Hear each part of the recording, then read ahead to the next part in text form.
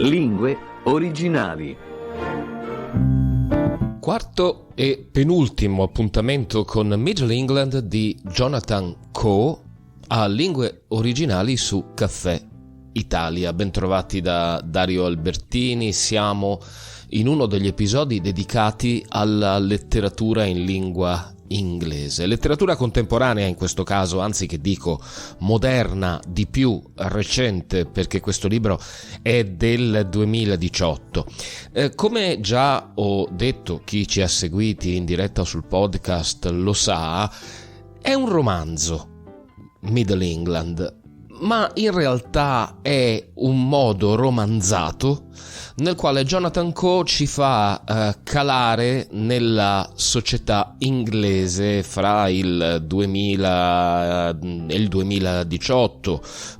Ci entra dentro la Brexit. È interessante quando uno scrittore riesce a parlare di attualità, di cose che, se non altro perché ascoltate ai TG, ci sono arrivate e rispetto alle quali ci facciamo molte domande, anche perché, diciamolo, non sempre comprendere le dinamiche sociali, politiche di un paese diverso dal nostro è così semplice. In realtà non è semplice neanche per la nostra realtà italiana. Chiusa parentesi, perché a Lingue Originali parliamo di letteratura. Dicevo, quarto estratto in lingua originale, ma Middle England lo trovate tranquillamente in libreria in lingua italiana. Linea e microfono a Marco Piovaz e a tutti voi buon ascolto.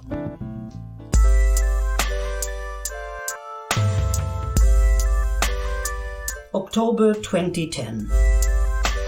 Sophie had suffered a number of romantic disappointments over the years.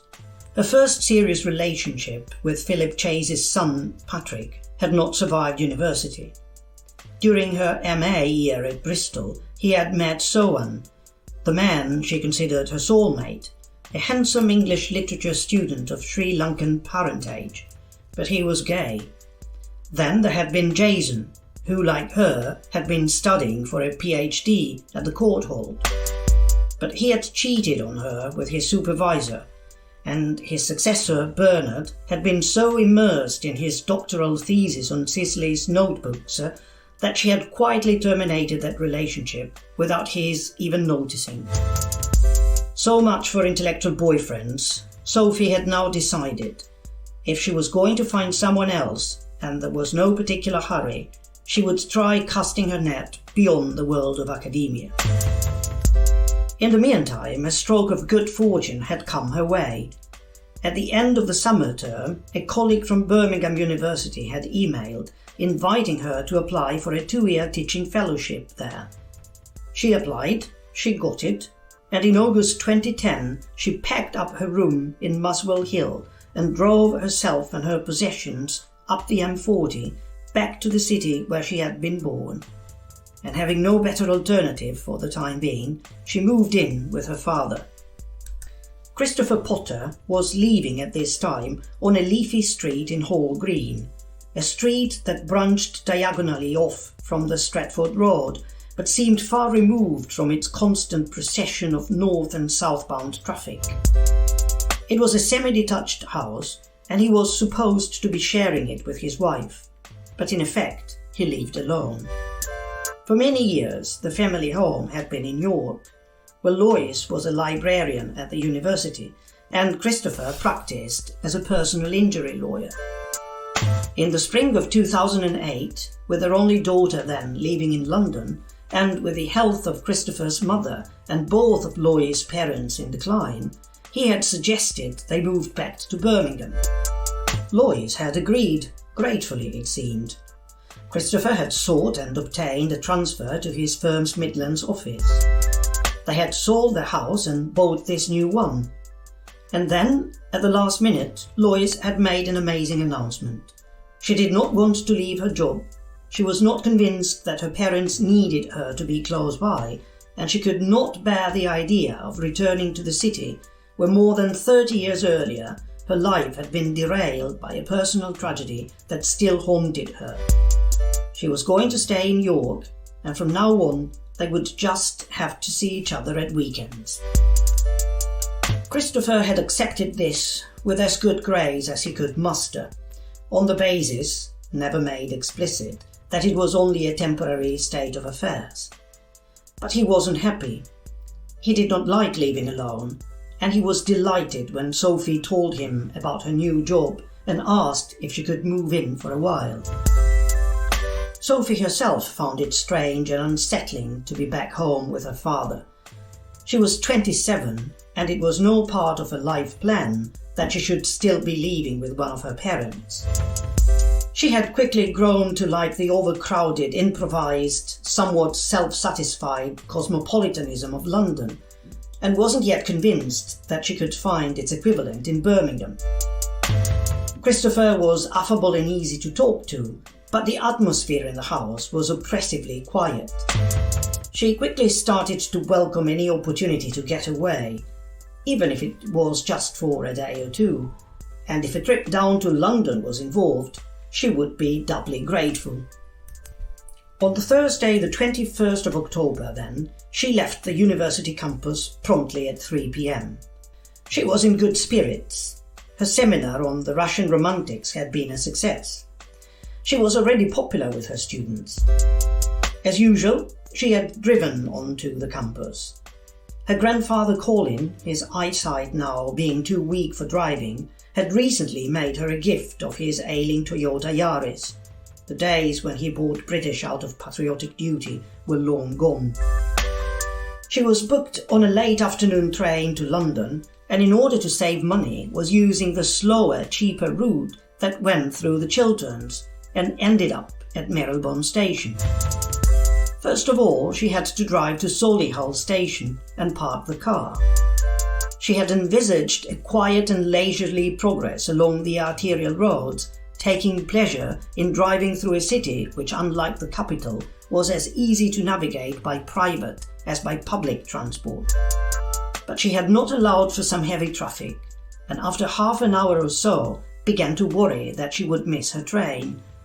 As she drove up Streetsbroad Road, she put her foot down hard on the accelerator, and the car reached 37 miles per hour. It was a 30-mile limit, and a speed camera flashed as she drove by. Leaving the train at Marylebone, she found that she had time to walk to her rendezvous with Sohan. She cut across the Marylebone Road into Gloucester Place, and then wandered through the half-empty back streets with the tall, creamy Georgian houses, until she reached Marylebone High Street. Here it was livelier, and she had to shuffle and swerve through the crowds of early evening pedestrians.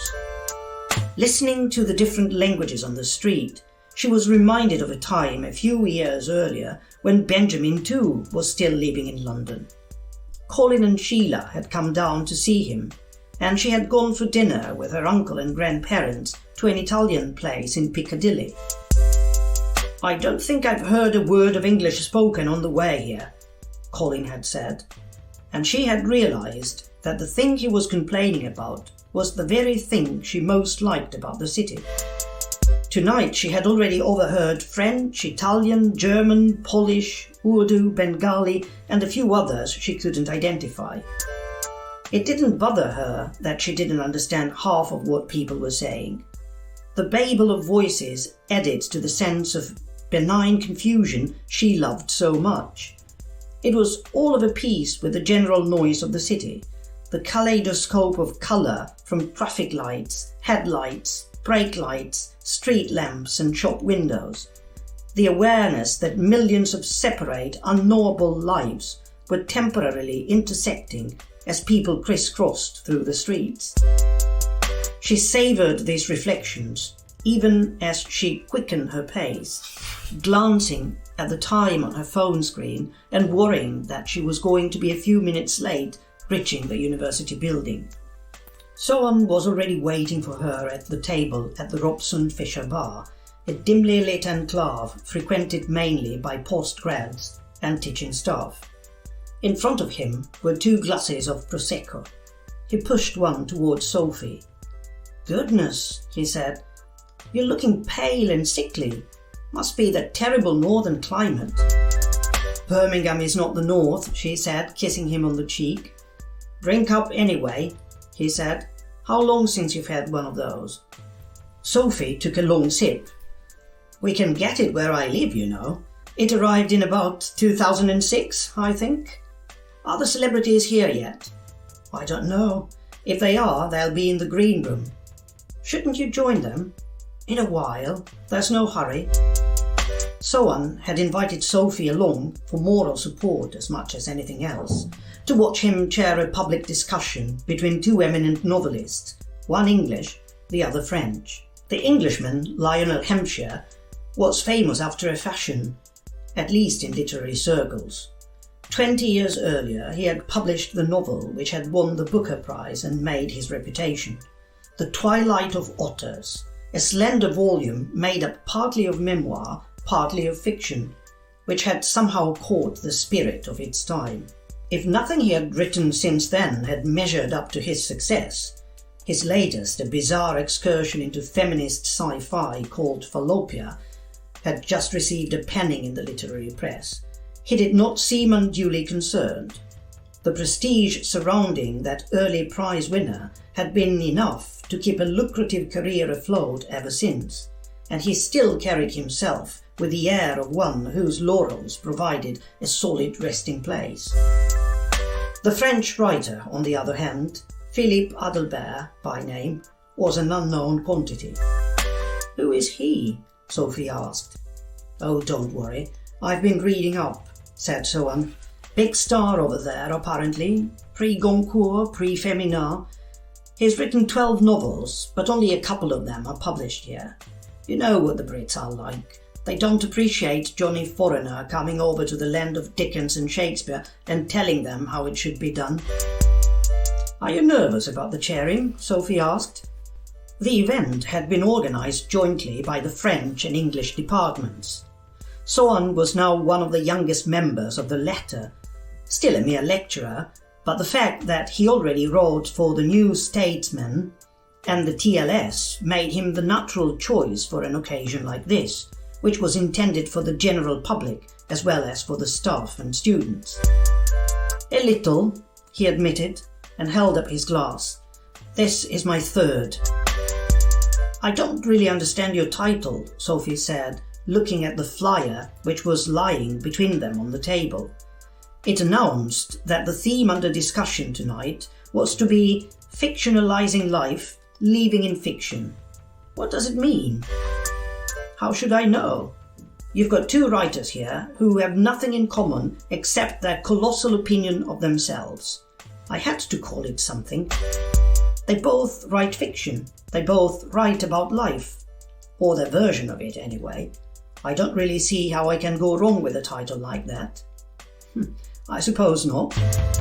Well, look, it will all be over by 9, so I've booked a table for 9:30, just the 2 of us. Aren't you expected to go to dinner with anybody else?" "I'll make some excuse. It's you I want to see. It's been ages, and you're looking so pale."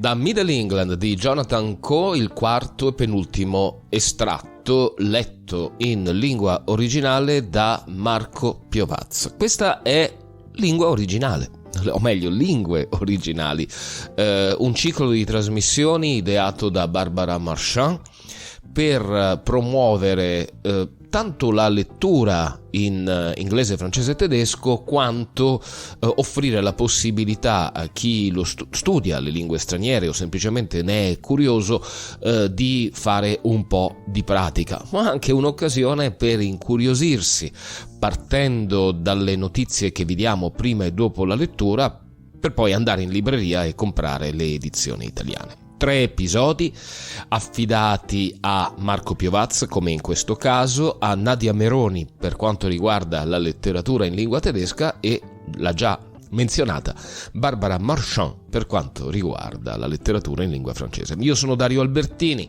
in apertura e in chiusura degli appuntamenti dedicati all'inglese e al tedesco il mio ruolo è quello di facilitarvi, invece la nostra Barbara Marchand, come spesso dico, conduce 2 trasmissioni in una, perché nella prima parte è lei in persona, in lingua italiana, a raccontarvi nel suo stile tanto l'autore quanto l'opera, poi nella seconda vi propone un estratto in lingua francese dall'opera prescelta. Grazie per l'ascolto, appuntamento alla prossima puntata di Lingue Originali su Caffè Italia.